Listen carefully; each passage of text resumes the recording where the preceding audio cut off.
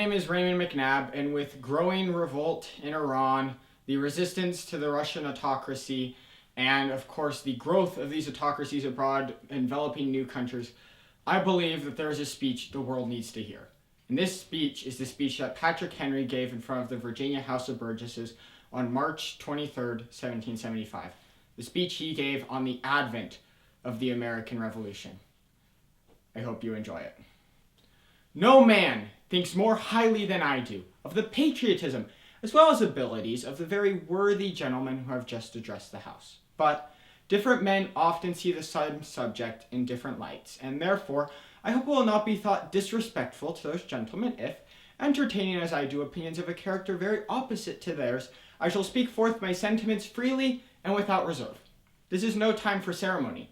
The question before the House is one of awful moment to this country. For my own part, I consider it as nothing less than a question of freedom or slavery, and in proportion to the magnitude of the subject ought to be the freedom of the debate.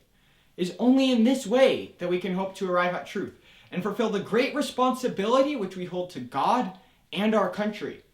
Should I keep back my opinions at such a time, through fear of giving offense, I should consider myself as guilty of treason towards my country and of an act of disloyalty towards the majesty of heaven, which I revere above all earthly kings. Mr. President, it is natural to man to indulge in the illusions of hope. We are apt to shut our eyes against the painful truth and listen to the song of that siren till she transforms us into beasts. Is this the part of wise men engaged in a great and arduous struggle for liberty? Are we disposed to be of the number who, having eyes, see not, and having ears, hear not, the things which so nearly concern their temporal salvation? For my part, whatever anguish of spirit it may cost, I am willing to know the whole truth, to know the worst, and to provide for it. I have but one lamp by which my feet are guided, and that is the lamp of experience. I have no way of judging the future but by the past. And judging by the past, I wish to know what there has been in the conduct of the British ministry for the last 10 years to justify those hopes with which gentlemen have been pleased to solace themselves in the House. Is it that insidious smile with which our petition has been so lately received? Trust it not, sir. It will prove a snare to your feet. Suffer yourselves not to be betrayed with a kiss. Ask yourself how this gracious reception of our petition compares with those warlike preparations which cover our waters and darken our lands. Are fleets and armies necessary to a work of love and reconciliation? Have we shown ourselves so unwilling to be reconciled that force must be called in to win back our love? Let us not deceive ourselves, sir. These are the implements of war and subjugation, the last argument to which kings resort. I ask, gentlemen, sir, what means this martial array if its purpose be not to force us to submission? Can gentlemen assign any other possible motive for it? Has Great Britain any enemy in this quarter of the world to call for all this accumulation of navies and armies? No, sir, she has none. They are meant for us. They can be meant for no other. They were sent over to bind and rivet upon us those chains which the British ministry have been so long forging. And what have we to oppose them? Shall we try argument? Sir, we have been trying that for the last 10 years. Have we anything new to offer upon the subject? Nothing. We have held the subject up in every light of which it is capable, but it has all been in vain. Shall we resort to entreaty and humble supplication? What terms shall we find which have not been already exhausted?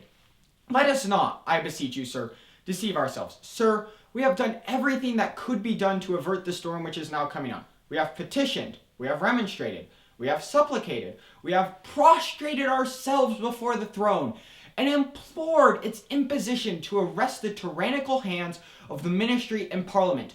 Our petitions have been slighted, our remonstrances have produced additional violence and insult, our supplications have been disregarded, and we have been spurned with contempt from the foot of the throne. In vain after all these things. May we indulge the fond hope of peace and reconciliation. There is no longer any room for hope. If we wish to be free, if we mean to preserve inviolate those inestimable privileges for which we have been so long contending, if we mean not basely to abandon the noble struggle in which we have been so long engaged, and which we have pledged ourselves never to abandon until the glorious object of our contest shall be obtained. We must fight. I repeat it, sir, we must fight. An appeal to arms and to the God of hosts is all that is left us. They tell us, sir, that we are weak, unable to cope with so formidable an adversary. But when shall we be stronger? Will it be the next week or the next year? Will it be when we are totally disarmed and when a British guard shall be stationed in every house? Shall we gather strength by irresolution and inaction? Shall we acquire the means of effectual resistance by lying supinely on our backs and hugging the delusive phantom of hope until our enemies shall have us bound, hand and foot? Sir, we are not weak if we make a proper use of those means which the God of nature hath placed in our power. The millions of people, armed in the holy cause of liberty, and in such a country as that which we possess, are invincible by any force which our enemy can send against us. Besides, sir, we shall not fight our battles alone. There is a just God who presides over the destinies of nations, and who will raise up friends to fight our battles for us.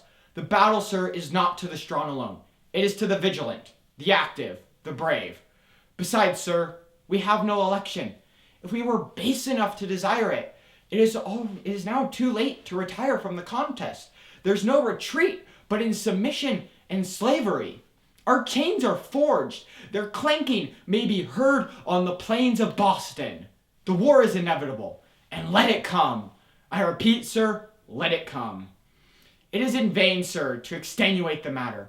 Gentlemen may cry, peace, peace, but there is no peace. The war is actually begun. The next gale that sweeps from the north will bring to our ears the clash of resounding arms. Our brethren are already in the field.